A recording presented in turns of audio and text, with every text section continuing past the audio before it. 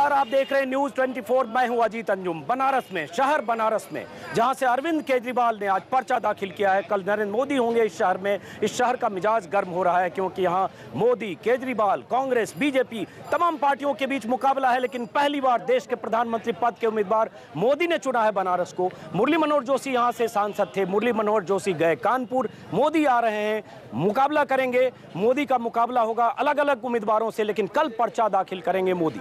तो सबसे बड़ा सवाल में आज हर बार हम स्टूडियो में डिस्कस करते हैं नेताओं से, दिल्ली के स्टूडियो में, लेकिन इस बार मैं खुद आया हूं बनारस। सड़क पर जनता से, आम लोगों से समझने की कोशिश करेंगे क्या सोचती है जनता, आम जनता जो वोटर है, किसके पक्ष में है, क्या है मूड बनारस का। इसी को समझने के लिए मैं यहां हूं। बनारस में मशहूर चाय की दुकान है पप्पू चाय की दुकान, और बनारस की एक खासियत है, बनारस में चाय की दुकान पर, पान की दुकान पर, भांग की दुकान पर, तरह तरह के ठियों पर सियासत पर चर्चा होती है। यहाँ बैठे लोग यहाँ से दिल्ली को देखते हैं, यहाँ से नरेंद्र मोदी को देखते हैं, यहाँ से सोनिया गांधी पर चर्चा होती है, यहाँ से केजरीवाल पर चर्चा होती है, और देश की राजनीति, चाय की दुकान पर देश की राजनीति पर चर्चा होती है। नरेंद्र मोदी तो चाय पर चर्चा अहमदाबाद में बैठकर करते हैं, लेकिन बनारस में चाय पर ऐसी चर्चा हर ठीहे पर, हर नुक्कड़ पर, हर चौराहे पर होती है। तो मैं हूं यहाँ चाय पर चर्चा। सबसे बड़ा सवाल, और सबसे बड़ा सवाल ये कि क्या होगा बनारस में, नरेंद्र मोदी का क्या होगा, केजरीवाल का क्या होगा, प्रियंका गांधी के पसंदीदा उम्मीदवार कांग्रेस के उम्मीदवार अजय राय का क्या होगा,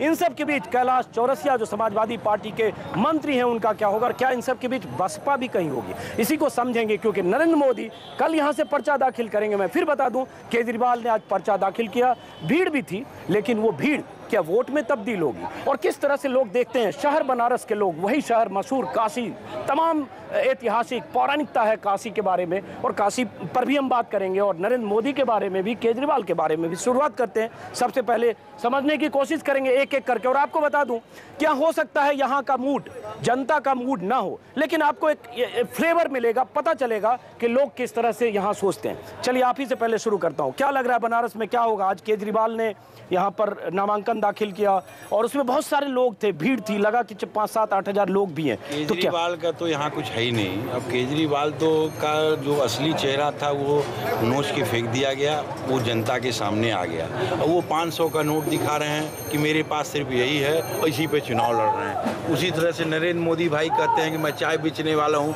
मेरे पास पैसा नहीं है, और अरबों रुपया खरबों रुपया उनकी रैलियों में खर्चा हो रहा है। तो ये सब जो स्टैंड नाटक चल रहा है, इस नाटक का कोई लेना देना नहीं। यहाँ पर सिर्फ जीतेगा तो जो बनारस का लोकल प्रत्याशी है वही अजय राय, जो कि गलियों के बारे में जानता है, जो यहाँ की कचौड़ी गली कहाँ है, ठठेरी गली कहाँ है, तमाम गलियों तो ये देखिए लोकल प्रत्याशी का नाम आया अजय राय का, लेकिन अजय राय के अलावा बाकी नाम भी अभी आएंगे जैसे जैसे हम लोगों से बात करेंगे। और इस बीच देखिए यहाँ चाय यहाँ बटने लगी है, खास चाय है पप्पू की दुकान की चाय। ये चाय बहुत मशहूर है, ये चाय पीने के लिए यहाँ तमाम साहित्यकार, पत्रकार, बुद्धिजीवी, नेता सब आते हैं। मैं सुबह भी आया था, शाम को भी आया, लेकिन इस बार चाय पर चर्चा, सियासत पर। मैं समझ गया, लेकिन बाकी लोगों से भी बात करें। तो सवाल ये है कि बनारस का जो लोकल समस्या है, उस लोकल समस्या को इस बनारस में भारतीय जनता पार्टी ने आज 20 सालों से यहाँ पर चला है, कोई विकास कार्य नहीं हुआ। चलिए जो मुरली मनोहर जोशी आए वो चले गए, दीक्षित आए वो चले गए। इस बार बनारस की जनता छलने के मूड में नहीं है, क्योंकि अगर मोदी जी यहाँ पर चुनाव जीतेंगे तो वो क्या वो बनारस की जनता की सेवा करेंगे। आप जरा हट जाइए जरा, यहाँ पर अगर वो प्रधानमंत्री नहीं बनते हैं तो क्या समझ गया। अब जरा तो मुख्यमंत्री चल जाएंगे, और फिर उसके बाद यहाँ की जनता फिर 6 महीने बाद चुनाव होगा। ये इनका कंसर्न है, ये इनका कंसर्न है। आप क्या सोचते हैं बनारस में कहा जा रहा है नरेंद्र मोदी आएंगे, बीजेपी को लगता है कि सुनामी होगी, अमित शाह ने कहा कि सुनामी होगी, सुनामी होगी। ये लोग सड़क पर बकबक करने वाले हैं, करते रहे। जनता जो है नरेंद्र मोदी है, और मोदी होगी। मोदी का ये सुनामी का वो कह सकते हैं, वो कौन सुनामी माने विनाश होता है। चलिए, सुनामी का मतलब विनाश। अब इस बार बनारस का विनाश नहीं होना है। चलिए आपको क्या लगता है, जैसे एक मिनट एक एक करके बात करते हैं। कांग्रेस, भाजपा और अन्य दल करेंगे, क्योंकि यहाँ हिंदू, मुसलमान, सिख, ईसाई सारे लोग हैं, सांप्रदायिक तमाम तरह के लोग हैं। इसलिए किसी एक की जीत सुनिश्चित करके, किसी एक व्यक्ति की जीत या एक व्यक्ति के पक्ष में सुनिश्चित यहाँ कुछ नहीं किया जा सकता है। अलग अलग लोगों की राय है, लेकिन अलग अलग लोगों की राय लेते हैं। बीच में चाय भी पीता चलता हूँ, बाकी लोग भी चाय पी रहे हैं। और बताऊँ ये चाय बहुत खास है, ये मोदी की चाय नहीं है, ये चाय है पप्पू के दुकान की चाय, जो पीने के लिए यहाँ लोग आए। और ये चर्चा चाय पर चर्चा न्यूज़ 24 की तरफ से है, चाय पर चर्चा या मोदी जी की तरफ से नहीं, इसलिए सब अपनी अपनी राय रख सकते हैं। जी बताइए। क्या मैं पूछ रहा हूं कि इन्होंने कहा कि यहाँ लोकल उम्मीदवार होना चाहिए, वही जीतना चाहिए। मोदी जी बाहर से आ रहे हैं, केजरीवाल की तरफ भी इशारा है, लेकिन वो कह रहे हैं कि सुनामी आएगा। अमित शाह कह चुके हैं सुनामी आएगा। क्या लगता है बनारस में क्या होगा? कि यह चुनाव जो लोग कह रहे हैं कि लोकल आना चाहिए, क्या यह देश को बांटना चाहते हैं? क्या पूरा भारत एक है, कहीं से कोई भी चुनाव लड़ सकता है और काशी सांस्कृतिक नगरी है। इसलिए मैं सोच रहा हूं कि मोदी जी इसीलिए यहाँ से चुनाव लड़ रहे हैं, क्योंकि वह संस्कृति को केंद्र में रख करके देश का विकास करना चाहते हैं। तो आपको लगता है मुरली मनोहर जोशी जी संस्कृति को केंद्र में नहीं रख रहे थे? प्रोफेसर थे, इतने पुराने त्रिमूर्ति में से एक थे, उस संस्कृति को केंद्र में रख नहीं रहे थे? नहीं, ऐसा है कि मुरली मनोहर जोशी भी संस्कृति को केंद्र में रख रहे थे, लेकिन उनके साथ कुछ समस्याएं यह थी कि वह पार्टी के अनुसार, शायद मैं अंदरूनी मामला नहीं जानता, पार्टी का निर्णय जो है उनको मान्य हुआ, इसलिए जो है वो लड़ने के लिए चले गए। और दूसरी बात ये मैं बताना चाहता हूँ, बार बार मैं कहता हूँ लोगों से कि जब देश स्वतंत्र हुआ तो गांधी जी ने कहा कि अब कांग्रेस की कोई जरूरत नहीं रह गई है। और गांधी जी गुजरात के रहने वाले थे और मोदी भी गुजरात के रहने वाले हैं। संभवतः गांधी जी के उस सपने को वह पूरा कर दे। चलिए, लेकिन जो लोग गांधीवादी हैं वो मोदी को गांधीवादी नहीं मानते हैं। एक बात जान लीजिए, मैं ये जानना चाहता हूँ, मुरली मनोहर जोशी मोदी से बड़े नेता थे और इतने बड़े समिति के मेंबर थे, लेकिन मोदी के पक्ष में कुछ नहीं किया। बीजेपी को लगता है मोदी के पक्ष में लहर नहीं है, ये सिर्फ मीडिया के द्वारा प्रकट किया हुआ कोई भी लहर नहीं है। चलिए, इल्जाम मीडिया पर भी है, ये एक फैशन है, ये भी एक फैशन है। जब भी कुछ होता है इल्जाम मीडिया पर, केजरीवाल के लोग भी इल्जाम मीडिया पर लगाते हैं, मोदी के लोग भी इल्जाम मीडिया पर लगाते हैं, समाजवादी पार्टी कांग्रेस के लोग भी इल्जाम मीडिया पर लगाते हैं। लेकिन 16 तारीख को जो मतदान का नतीजा आएगा उसमें मीडिया की कोई भूमिका नहीं होगी, आप सब बैठे लोगों की होगी, देश की होगी। जरा इनसे समझते हैं, क्योंकि हमें समझना चाहिए कि अलग अलग लोग क्या सोचते हैं। क्या लगता है सर, बनारस में मोदी आ रहे हैं, अमित शाह और बीजेपी के लोग कह रहे हैं, भाई साहब ने भी कहा कि लहर है और लहर में सारे लोग बह जाएंगे। देखिए, ये बनारस है। सबसे पहले तो हम ये बताना चाहते हैं कि जहाँ हर कौम हर मजहब के इंसान मिल के रहते हैं, जहाँ हर कौम हर मजहब के इंसान मिल के रहते हैं, खुलूसो प्यार और सद्भावना के फूल खिलते हैं, जहाँ हर गांव पे बसते हैं भारत माँ के शहदाई, कसम से दोस्तों उसको बनारस शहर कहते हैं। तो ये शहर जो है एक एकता और मिल्लत का है। और जो ये बातें हो रही थी कि जो है बाहर से आ रहे हैं, अगर ये आवाज़ बनारस से उठेगा तो फिर राज ठाकरे के लिए जो हम लोग बोला करते हैं कि उत्तर भारतीयों के साथ वैसा कर रहे हैं, वैसा, तब तो ये बोली बंद करना पड़ेगा। सब भारतीय हैं, सबको चुनाव लड़ने का हक है। और मैं तो एक तरीके से, मैं किसी दल का नहीं हूँ, बात एकदम साफ, मैं एकदम जल्दी। लेकिन मैं एक शेर पढ़ के यानी अपनी बात को खत्म करना चाहता हूँ कि देश में जितना भूख, गरीबी, महंगाई, बेकारी हो, इकुल हमरे देश का राजा नेतवन का बलिहारी हो। अमर, मुलायम, माया, सोनिया, मोदी, केजरीवाल, दल कुलहीन का अलग हो लेकिन एक है हुए ताल। जे आई तेते लूटी जेकर जैसन पारी हो, इकुल हमरे देश का राजा नेतवन का बलिहारी हो। और आखिर इसमें क्या बोले? जे आई जैसन लूटी। हाँ, जे आई तेते लूटी जेकर जैसन पारी हो, इकुल हमरे देश का राजा नेतवन का बलिहारी हो। अच्छा हो के जल्दी आवे अब हिजड़न का राज। नहीं, ये अच्छा हो के जल्दी आवे अब हिजड़न का राज। नर नारी सब अच्छा हो के जल्दी आवे अब हिजड़न का राज।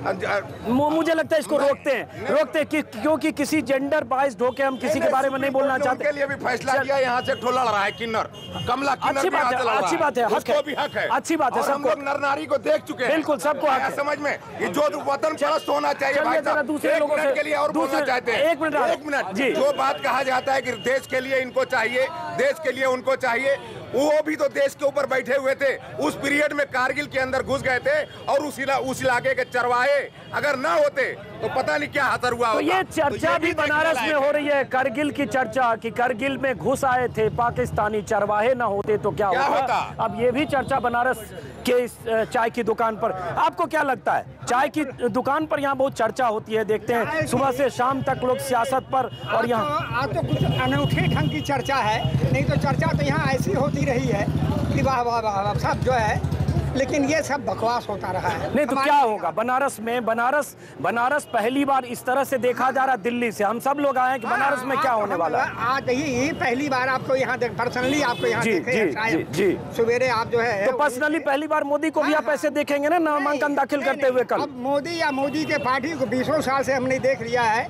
सुनामी आ रही थी, अब सुनामी के बाद गुमनामी भी आ जाएगी उनके लिए। तो क्या होगा बनारस में? बनारस में यहाँ के लोकल लोग को आना चाहिए और जो गली गली मोहल्ले सबके लोग जानते हैं। ये लोकल लोगों की बात तो आप करते हैं, लेकिन अगर बनारस में घूमने निकले, यहाँ की सड़कों को देखें, गलियों को देखें, घाटों को देखें, किसी भी मोहल्ले में जाएं, बनारस इतना बड़ा शहर, ऐतिहासिक शहर जिसकी एक लंबी विरासत है, दुनिया भर से लोग आते हैं, लेकिन अब बनारस की गलियों में जाएं तो लगेगा माथा पीट लें कौन से शहर में आ गए। और उसके बाद ये सब लोकल लोगों ने ही कबाड़ा किया है। तो सवाल लोकल लोगों और बाहरी का नहीं है। एक मिनट बात सुनिए देखिए, ये एक गर्मी है। एक मिनट आ रहा हूँ सुन मेरी बात एक मिनट मेरी बात सुनिए, आ रहा हूँ आपके पास, गुस्सा मत होइए। एक मिनट, सवाल लोकल लोगों का, एक मिनट सुनिए, सुन तो लीजिए। सवाल लोकल लोगों का नहीं है, सवाल नेता का है। आप एक मिनट सुन लीजिए। बाहरी और लोकल इशू ही नहीं है, सवाल विकास का है। क्या विकास हुआ बनारस में? और ये विकास कौन करेगा? विकास करने के लिए बनारस जो है अवगुणों का शहर है। बनारस अवगुणों का शहर है। अतिथि देवो भव, हर अतिथि का स्वागत किया, लेकिन अतिथियों का स्वागत करते करते बनारस थक गया। मुरली मनोहर जोशी जैसे बड़े नेता का स्वागत किया, बनारस के लिए कुछ नहीं किया। इसलिए बनारस वाले नहीं चाहते। लेकिन सवाल ये उठता है कि बनारस ने सबका स्वागत किया। अब आ रहा हूं आपके पास, नाराज मत होइए, हम पे क्यों नाराज हो रहे हैं, मैं सबकी राय लूंगा। बनारस ने सबका स्वागत किया, बनारस में तमाम लोग आए, बनारस में अलग अलग जगह से लोग आकर जीते और लंबे समय तक बनारस में कांग्रेस के सांसद रहे। 91 के बाद से 2004 को छोड़े लगातार बीजेपी के सांसद रहे। लेकिन सवाल ये उठता है बनारस की तस्वीर क्यों नहीं बदली, बनारस की तकदीर क्यों नहीं बदली, बनारस का विकास क्यों नहीं हुआ? ये एक बहुत बड़ा सवाल। तस्वीर बनारस में पिछले 4-5 चुनावों से भारतीय जनता पार्टी एक मिनट सुनने दीजिए। एक बार डॉक्टर राजेश मिश्र जी कांग्रेस के सांसद थे। नगर निगम में भारतीय जनता पार्टी का मेयर है। नगर निगम के अंदर भारतीय जनता पार्टी का बहुमत है। इसके बावजूद भी बनारस का विकास नहीं हुआ है।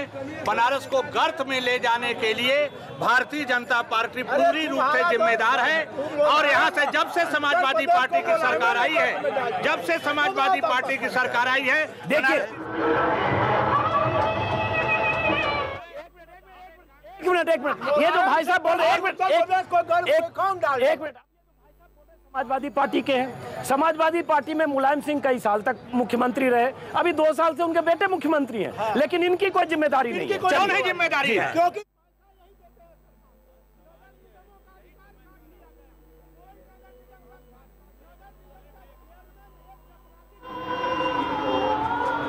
सवाल ये बोलेंगे जरूर कि भाजपा का तुम जीत लो, तुम्हारे गांव में दम हो का इस्तेमाल करिए। शब्दों का इस्तेमाल मत करिए। एक मिनट माफ करें, शब्दों का इस्तेमाल। अब सवाल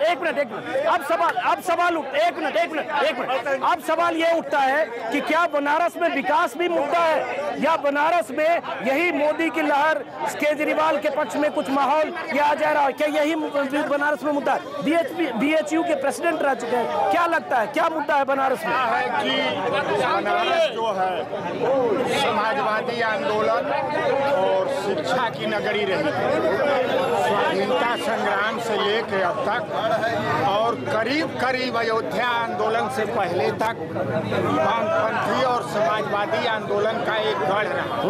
और कई बार यहाँ सांप्रदायिक उन्माद फैलाने वाले, दंगा फैलाने वाले पराजित हुए, लेकिन अयोध्या आंदोलन के बाद इनकी ताकत बढ़ी। इस बार क्या होगा बनारस में? इस बार ताकत ये लोग कह रहे हैं कि सुनामी आएगी, तो सुनामी का जवाब मुझे पूरा भरोसा है कि गैर सांप्रदायिक ताकतें किसी एक नेता के पक्ष में गोलबंद होगी और मोदी को कड़ी से कड़ी चुनौती मिलेगी। अब ये इनकी राय है, BHU के प्रेसिडेंट रह चुके हैं कि मोदी को कड़ी से कड़ी चुनौती मिलेगी। मोदी कल नामांकन दाखिल करने यहाँ आ रहे हैं बनारस, आज केजरीवाल नामांकन दाखिल कर चुके हैं। जरा हम अलग अलग मिजाज के लोगों से समझेंगे। आप कुछ कहना चाह रहे हैं? पहले तो बनारस के लोगों में गुस्सा क्यों है? जैसे आपसे असहमत होते हैं आप नाराज हो जाते हैं। हम तो करें बनारस में विकास का मुद्दा सबसे अधिक होना चाहिए। बनारस के लोग बहुत प्रेमी है, यहाँ जो भी आता है बनारस के लोग उनको प्यार देते हैं। मैं मोदी जी से पूछना चाहता हूँ, यदि वो जीतते हैं तो बनारस के लिए क्या करेंगे? और बनारस का रिकॉर्ड रहा है, यहाँ जो भी विकास हुआ है पंडित कमलापति त्रिपाठी के कार्यकाल में हुआ, जो यहाँ के स्थानीय थे।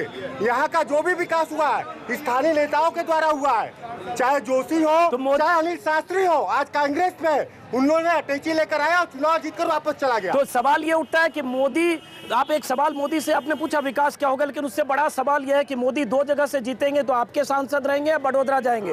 ये तो मोदी जी बता सकते हैं, क्यों बनारस रहेंगे या बड़ोदरा जाएंगे। तो आज ये बताइए, चूंकि आप मोदी के बहुत पक्ष में रहेंगे, बनारस सोच समझ कर। आप अगर मोदी यहाँ बनारस छोड़ देते हैं तो आपको तो कोई तकलीफ नहीं होगी। मोदी की जिम्मेदारी है। बनारस के अंदर फिर 6 महीने बाद चुनाव होगा। बनारस की जनता अब ये नहीं चाहती कि बनारस की जनता, यहाँ समाजवादी पार्टी चलेगी, ये घोटालेबाज है, पूरे देश को कांग्रेस। अरे सर एक मिनट, बहुत दिलचस्प बात नहीं आ रही है। एक मिनट, बहुत दिलचस्प। एक मिनट, भैंस गायब हो जाने पर 4 पुलिस वाले कम से कम हम भैंस की भी चिंता करते हैं, कम से कम हम हवा में चोरी नहीं करते। इन कांग्रेसियों ने माने जल में चोरी किया, जमीन पे किया, आकाश में स्पेक्ट्रम में। यहाँ केवल और केवल समाजवादियों का गढ़। चलिए अब जरा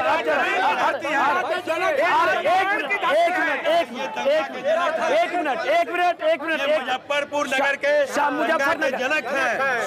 हर मुसलमान को आतंकवादी कहते हैं, इनके राहुल गांधी हर मुसलमान को आतंकवादी कहते हैं, आतंकवादियों से मिला हुआ है, जो हर हिंदुस्तान के मुसलमानों को आतंकवादी कहते हैं। कांग्रेस के नेता युवराज राहुल गांधी ये मुसलमानों को सच करते हैं, कोई अकलियत। अब चलिए जरा हम हटते हैं। अब जरा दूसरे लोग आ रहे हैं आपके पास। देखिए चाय की दुकान पर कितनी गर्म बहस हो रही है। चाय, हालांकि मैं चाहूंगा फिर से चाय आए एक बार। चाय की दुकान पर गर्म बहस हो रही है। ये चाय की दुकान पर हम चर्चा कर रहे हैं, बनारस के लोगों के मन को टटोलने की कोशिश कर रहे हैं। जुगल किशोर कलाकार का है। देखिए होता क्या है कि हर कोई अपने अपने दल का बायस्ड होकर बोल रहा है, न्यूट्रल तरीके से कोई नहीं बोल रहा है। अगर कांग्रेस 10 साल भ्रष्टाचार की, अत्याचार की, तो विपक्ष में कौन लोग बैठे थे, उन्होंने विपक्ष की क्या भूमिका निभाई? कल मैंने पेपर में पढ़ा कि जितने भी दागी लोग होंगे वो संसद से बाहर होंगे, उनको निकाल बाहर किया जाएगा। उसके बाद ही देखे कि कई लोग उसमें ज्वाइन किए जिनका क्या इतिहास रहा। वो तो हर पार्टी में लोग वैसे ज्वाइन कर रहे हैं। लेकिन सुनिए, हम ये पूछ रहे हैं कि बनारस में एक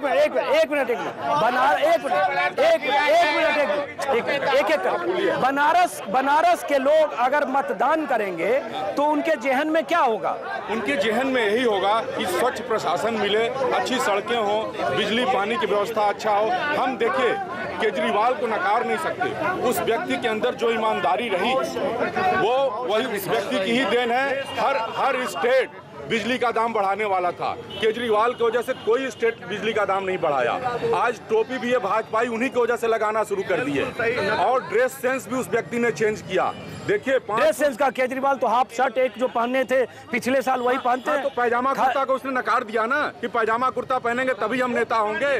देखिए 5 फीट 2 इंच का तेंदुलकर, 5 फीट 2 इंच का गावस्कर, 5 फीट 2 इंच का मोहम्मद रफी, 5 फीट 2 इंच का केजरीवाल, 5 फीट 2 इंच का बाला साहब ठाकरे, ये सब अपने क्षेत्र के उच्चतम लोग थे। बहुत दिलचस्प है। केजरीवाल 5 फीट 2 इंच के हैं, ये मुझे नहीं पता था। इन्होंने 5 फीट 2 इंच के लोग कौन कौन हैं उनका उसका जिक्र किया। मैराडोना, चलिए लाल बहादुर शास्त्री, 5 फीट के थे। लेकिन विकास और अच्छे सांसद होने के लिए, अच्छे जनप्रतिनिधि होने के लिए, अच्छा नेता होने के लिए 5 फीट 2 इंच, 6 फीट 2 इंच या 4 फीट 8 इंच मायने नहीं रखता। मायने ये रखता है कि वो जनता की सेवा कितना दिल से करना चाहता है। इसलिए हम इसी मुद्दे पर फिर एक बार वापस आते हैं। आप कुछ कह रहे थे, मुद्दा बहुत तरह के लोगों की अलग अलग राय है। ये कांग्रेस और जो सपा के लोग आपस में संघर्ष, लेकिन कहीं सहोदर भाई हैं। लेकिन सपा कोड देने का मतलब है कांग्रेस कोड देना, कांग्रेस कोड देने का मतलब है सपा देखिए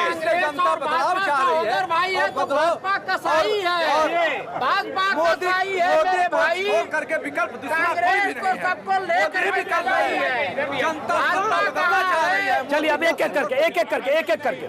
एक करके आ रहा हूँ आपके पास, आ रहा हूँ आपके पास एक एक करके।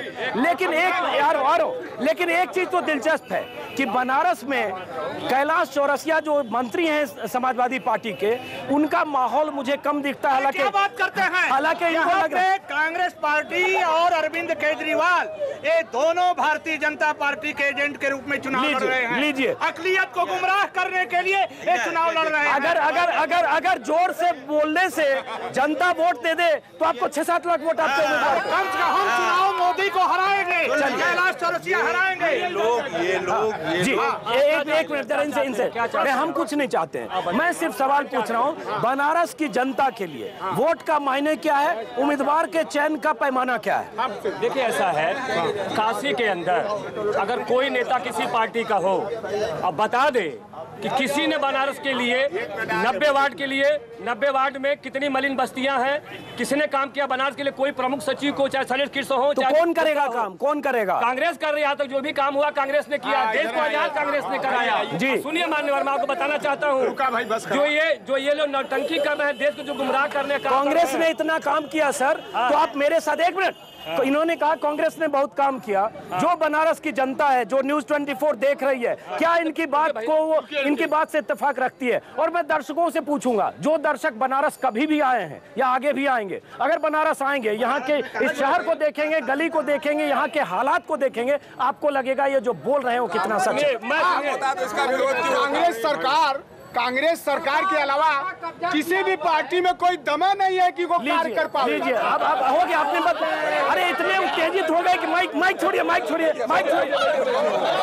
ये अरे रुकिए एक माइक। अच्छा, बहुत उत्साह में, चलिए। हाँ, सपा और बसपा, सपा प्रदेश में चला रही है और इस शहर को भाजपा के मेयर, भाजपा के पार्षद, भाजपा के विधायक, लेकिन एक भी सड़क पर आप जा करके देख लीजिए कि कहीं कुछ हुआ है। तो मतलब भाजपा अच्छा काम कर रही है? भाजपा अच्छा काम कर रही है? कुछ नहीं कर रही है। भाजपा अच्छा काम कर इस शहर के साथ दिक्कत ये है कि भाजपा के एमपी होते हुए भी, भाजपा के एमएलए होते हुए भी, नगर प्रमुख होते हुए भी सत्ता उन लोगों के हाथ में नहीं है, इसलिए विकास हो ही नहीं पाता है। कभी समाजवादी पार्टी की। अच्छा एक मिनट बॉस, ऐसे मत करिए, एक मिनट। अब ये देखिए एक हिपोक्रेसी, एक मिनट, ये भाजपा के समर्थक हैं, भाजपा के सांसद 20 साल से रहे, 2004 को छोड़कर भाजपा की सरकार भी रही, यूपीए एनडीए की सरकार रही अटल जी की दिल्ली में 6 साल। तो आपको लगता है जोशी जी 5 साल रहे, इन सब ने कुछ नहीं किया या कुछ करने लायक नहीं थे? लोगों ने किया है लेकिन नहीं कर पाए, क्योंकि अच्छा अब हम मोदी जी, एक हल्ला मत करें। अब हम इस पर आते हैं कि कल नरेंद्र मोदी यहाँ नामांकन दाखिल करने के लिए आ रहे हैं। केजरीवाल का आज नामांकन दाखिल हो चुका है।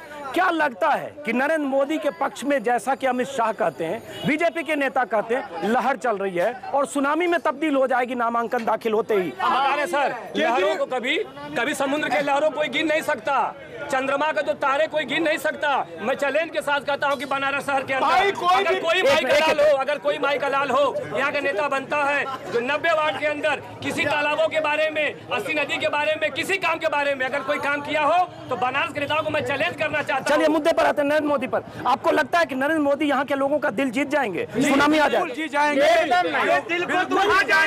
क्योंकि नरेंद्र मोदी भारतीय संस्कृति और परंपरा के उपासक हैं और काशी भारतीय संस्कृति और परंपरा को लेकर के चलती है, इसलिए निश्चित रूप से नरेंद्र मोदी जो है यहाँ की जनता की दिल जीत जाएंगे। एक एक करके बोलने की बेचैनी सब में है और दिलचस्प है। आम आदमी पार्टी, कांग्रेस, समाजवादी पार्टी, सबके लोग हैं जी। आपका ड्रेस से क्या समझू, ये क्या लिखा हुआ है इस पे? भारतीय जनता पार्टी, माननीय नरेंद्र मोदी। ये मोदी फॉर पीएम वाले हैं जी, बताइए। लोग यहाँ कह रहे हैं, बहुत सारे लोग यहाँ कुछ कहना चाहता हूँ कि जो लोग बाहर और भीतरी की बात करते हैं, सपोज करिए कि मैं किसी दूसरे प्रदेश देश में जाकर के नौकरी करूंगा तो क्या वहाँ की सरकार मुझे वहाँ से भगा देगी बाहरी होने की वजह से? लेकिन ये बाहरी और भीतरी की जो राजनीति हो रही है और सारे समर्थक सारे दल मिल करके केवल एक ही ध्येय बनाए हुए हैं कि मैं मोदी को हरा दूं।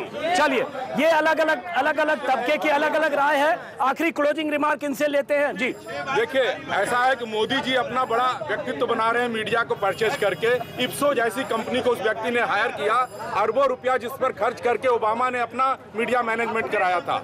इनके पास इतना पैसा कहां से आया कि इप्सो जैसी कंपनी को इन्होंने मीडिया मैनेजमेंट के लिए ये चाय की दुकान पर इस बारे में भी सवाल पूछा जा रहा है। अरविंद केजरीवाल ने कम से कम ये जरूर किया है कि जो आम आदमी पार्टी के समर्थक हैं उन तक अपनी बात पहुंचाई है। लेकिन सवाल ये उठता है कि 16 तारीख को अगर नतीजे आएंगे, अगर नतीजे मोदी के पक्ष में आए तो उसमें मीडिया की कोई भूमिका नहीं होगी। यहाँ बैठे लोग या बनारस की शहर की जनता वोट देगी, या अगर मोदी के सामने चुनौती होगी जनता तय करेगी।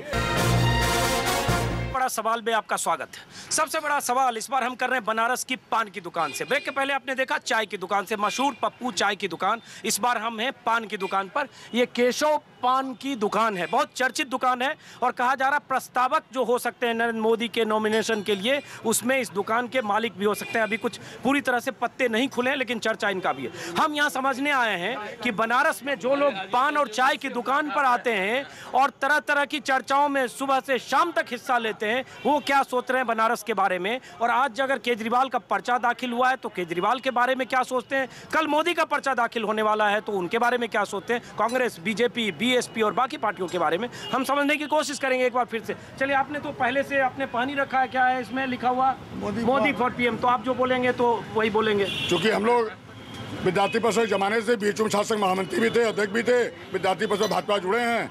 तो हम लोग मोदी जी के जो है कल नामांकन तैयारी में लगे हैं और कल नामांकन बनारस के इतिहास में शायद आज तक ऐसा जनसमूह सड़कों पे जो कल दिखाई देगा। मतलब जोशी जी से मुक्ति मिली, आप लोग खुश हैं? नहीं, जोशी जी नहीं, जोशी जी हमारे राष्ट्रीय नेता है। जोशी जी जितना विद्वान और शायद भारतीय राजनीति में उस तरह का कोई व्यक्ति नहीं मिलेगा। लेकिन डॉक्टर जोशी, और आप लोग इस चीज को बार बार उठा रहे, बहुत गलत है। डॉक्टर जोशी जैसा विद्वान आज के भारतीय राजनीति में आपको नहीं मिलेगा। तो आप लोग जोशी जी को बहुत ही बड़े बेआबरू से, तेरे कूचे से हम निकले, यहाँ से आप वहाँ कानपुर भेज दिया और हम ही पर इल्जाम है। अंजुम जी, आप बात को घुमाइए मत, आप जो पूछना चाहते हो पूछिए। जोशी और मोदी में मत आप हम लोग लड़ाई। जोशी और मोदी में हम नहीं लड़ा रहे हैं, लेकिन जोशी जी खुद ही कहते हैं कि लहर मोदी की नहीं है, पार्टी की है। लेकिन फिर भी बनारस में क्या है, अलग अलग एक बार फिर समझते हैं। और आपको बता दें कि बनारस शहर की तासीर में है चाय और पान दुकान पर सियासत पर चर्चा। आप कई बार समझ ही नहीं पाएंगे कि बनारस की वो पान की दुकान है। जब बात करेंगे तो यहाँ करगिल की भी बात होती है और यहाँ सियासत में अलग अलग पहलुओं पर बात होती है। क्या जी बनारस वाले लोग कह रहे हैं, जैसे अभी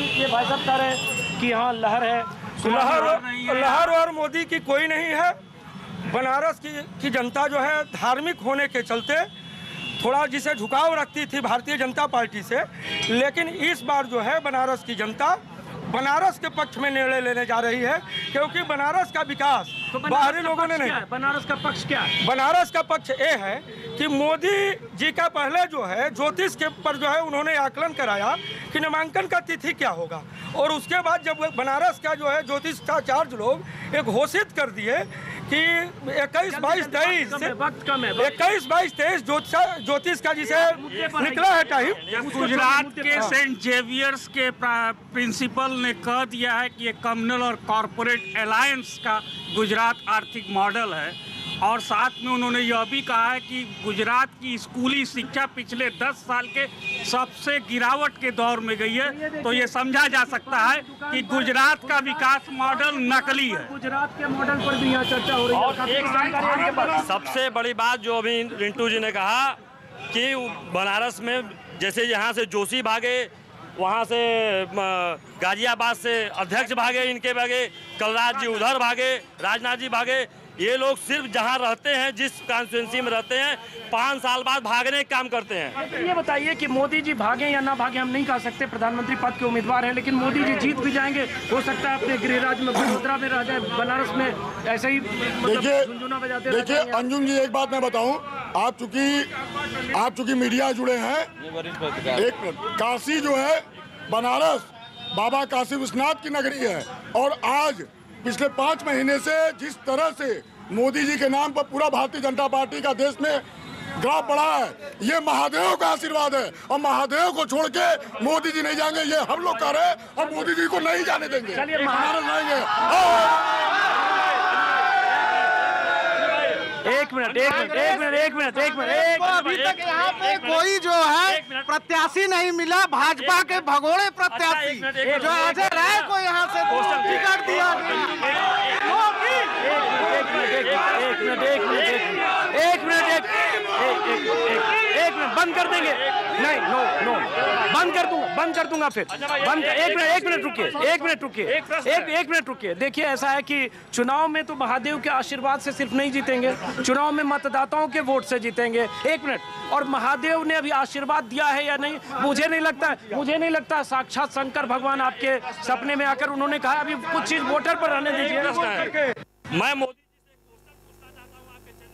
एक तरफ वो मनसे के साथ समझौता करते हैं जो उत्तर प्रदेश और बिहार के लोगों को दौड़ा के मारता है, अब यहाँ पर आकर उत्तर प्रदेश और बिहार की जनता से वोट मांगने का काम करते हैं, और मनसे के साथ जाकर गोपीनाथ मुंडे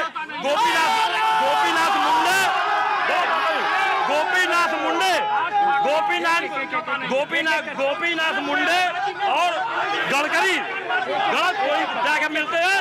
उत्तर प्रदेश और बिहार की जनता इनको बता देगी कि बनारस हरा के भेजेगी। ये माइक भी छुड़ाना मुश्किल। एक करके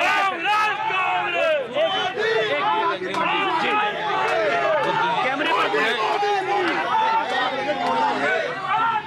बुद्धिजीवी लोग भी हैं और अनपढ़ भी लोग हैं। तो अगर आप अनपढ़ के बीच जाएंगे तो बात वही करेंगे, रिक्शे वाले के पास जाएंगे बात वही करेंगे। देखिए यहाँ ये देश में जो चुनाव हो रहा है, वाले आ गए। देखिए, देश में जो चुनाव हो रहा है, आम आदमी के पार्टी के उम्मीदवार अरविंद जी जो बनारस से लड़ रहे हैं, इसमें धर्म से कोई रिलेशन नहीं है। ये नेता भ्रष्टाचार के खिलाफ में जो आवाज उठाई है, इसके पहले कोई भी व्यक्ति, कोई भी नेता आवाज नहीं उठाया था। लेकिन अरविंद केजरीवाल दिल्ली से यहाँ आ तो गए हैं, लेकिन बनारस में चुनाव लड़ना और दिल्ली में चुनाव लड़ना बहुत फर्क है। कोई फर्क नहीं। ये बताइए,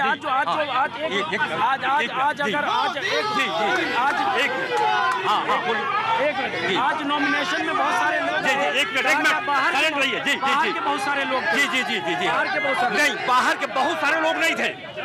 बहुत सारे लोग नहीं थे, लेकिन जो इनका संगठन है वो तो पूरे भारतवर्ष पर है। तो भारतवर्ष के संगठन होने के नाते जरूरी है कि ये पूरे देश का, चलिए मुझे रोकना होगा, आ रहा है तो उसके साथ में बाहर से भी मुझे यहाँ पे बड़ा भगोड़ों की बात हो रही है। दिल्ली का एक भगोड़ा यहाँ से चुनाव लड़ रहा है, भाजपा का एक यहाँ से चुनाव लड़ रहा है। अजय राय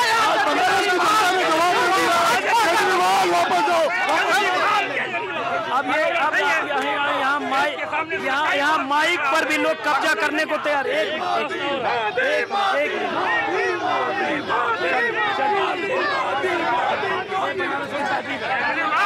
चलिए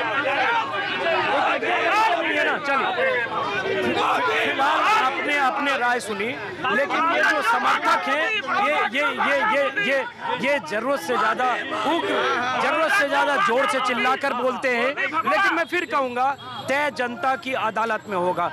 इस फिलहाल केशव पान भंडार से भगोड़ा है, इसको भी आप लोग नोट कर लें। अजय राय केजरीवाल क्यों भागा बड़ौदा क्यों भागा? जी, और अंजुम जी एक बात मैं बता दूं, यहाँ से 15 किलोमीटर दूर महात्मा बुद्ध यहाँ आए थे, उनकी हिम्मत नहीं पड़ी कि वो जो है यहाँ काशी में यहाँ पे आ जाए। चलिए हो गया, सबने अपनी बात रखी, लेकिन जानते हैं इस भीड़ में बात करना बहुत मुश्किल है। अब इस बातचीत को यहीं खत्म करते हैं। अब आप एक मिनट में खत्म करो। इसके बाद देखिए जरा बनारस के मुस्लिमों से भी हमने सुबह बात की। बनारस के मुस्लिम क्या सोचते हैं, जरा देखिए मुसलमानों का मिजाज क्या है, मुसलमानों का मन क्या है।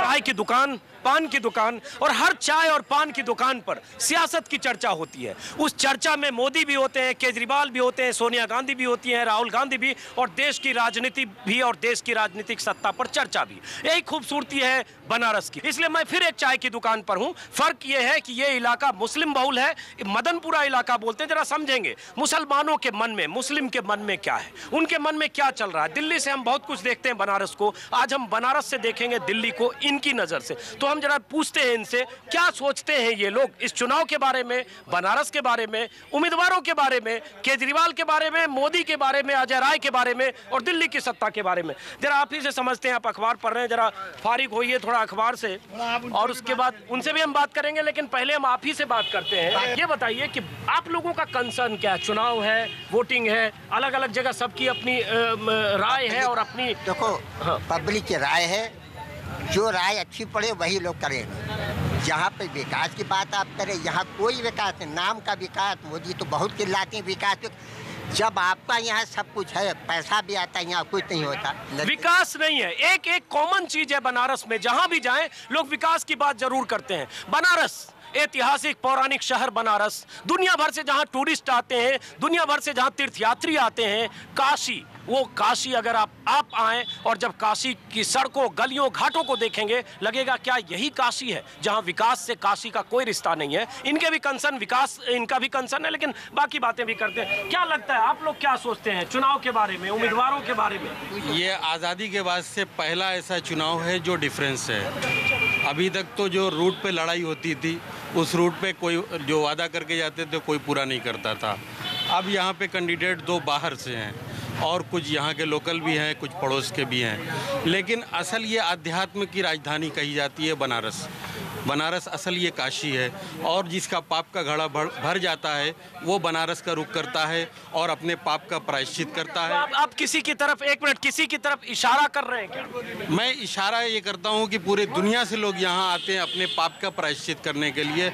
अगर मोदी भी आए हैं अपने पाप का प्रायश्चित करना चाहते हैं तो पहले उनको अपने पाप का प्रायश्चित करना चाहिए, फिर लोगों के दिलों में जो अपनी जगह बनानी चाहिए, फिर वोट मांगने का। तो मोदी तो कह चुके हैं कि मैं बनारस आऊंगा, मुस्लिम हमें प्यार करने लगेंगे और मैं मुसलमानों के या बनारस के दिल को जीतने आया हूं। तो आपको लग रहा है मोदी दिल जीत पाएंगे, आप लोगों का दिल जीत पाएंगे? नहीं, ऐसा तो कहने से रही है बात, जबकि दिल किसी का जितना होता है तो उसके बीच में जाया जाता है, उसकी राय लिया जाती है, अपनी राय मंशा जाहिर की जाती है। उन्होंने ऐसा कुछ नहीं कहा, टीवी पे कह दिया मैं जाऊंगा दिल जीत लूंगा, तो ऐसे इतने आसानी से तो होता नहीं है। मन की बात आ चुकी है, आप भी कुछ भीतर में बहुत कुछ है, लेकिन बोलने से पहले 100 बार सोच रहे हैं बोलूं कि नहीं बोलूं। अरे बनारस तो खुले दिल बनारस तो खुले दिल वाले लोगों का शहर है, बोलने से पहले क्यों सोच रहे हैं? डर लग रहा है, क्योंकि अगर हम कुछ बोलेंगे तो मालूम होगा कि कहीं इलेक्शन के बाद हमारे पास कोई कार्रवाई ना हो जाए। नहीं तो ऐसी बात मत बोलिए ना, गिरिराज सिंह और इमरान मसूद,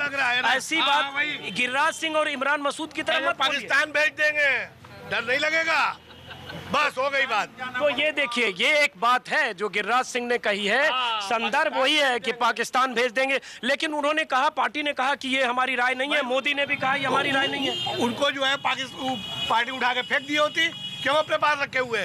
ये गुस्सा है, ये गुस्सा है इनका। चलिए, आपने सुना, अब तो थोड़ा सा आप बताइए कि जो कह रहे हैं, आपको क्या लगता है ये जो कह रहे हैं? ये बिल्कुल सही कह रहे हैं। भाजपा को अपने अंदर इसी परिवर्तन को लाने की जरूरत है। अरविंद केजरीवाल चुनौती देने मोदी को दिल्ली से यहाँ गए, तो केजरीवाल के बारे में भाई, केजरीवाल जी ने तो पहले से चैलेंज किया हुआ था कि मोदी यहाँ से लड़ेंगे, हम वहाँ से लड़ेंगे। उसके अंदर मर्दानगी है, ये जहाँ से भी लड़ते, ये अगर कहीं से भी जाते, साउथ से जाते, बंगाल से जाते, बिहार से जाते, जहाँ से जाते उन्होंने चैलेंज किया हुआ तो वो लड़ते। तो आप मतलब आपका सॉफ्ट कॉर्नर केजरीवाल के लिए है? हमारा सॉफ्ट कॉर्नर अभी किसी के लिए नहीं है। हम एक दिन पहले रात में फैसला करेंगे, सुबह वोट रात में फैसला करेंगे। बहुत अच्छी बात इन्होंने कही कि एक दिन पहले रात में फैसला करेंगे। लेकिन आपको लगता है, आपको मैं ये पूछूं कि आपको लगता है कि आपके फैसला करने से, और आप ये जितने लोग हैं वो एक आदमी, आप या 10 लोग फैसला करेंगे, उसी हिसाब से वोट देंगे? नहीं, जो फैसला करेंगे वो अपने मर्जी का फैसला होगा। जरा बोलिए, क्या आप, ठीक है, आपने इशारों में मोदी से नाराजगी जाहिर की, लेकिन आपका मन क्या कहता है? मोदी की पॉलिटिक्स नहीं है। अभी अखबार में ये आया है, तोगड़िया ने क्या कहा हम कहीं जाकर जमीन नहीं खरीद सकते, मकान नहीं खरीद सकते, हमारे ऊपर कब्जा कर लिया जाएगा। टमाटर आलू से बाहर आ जाएगा।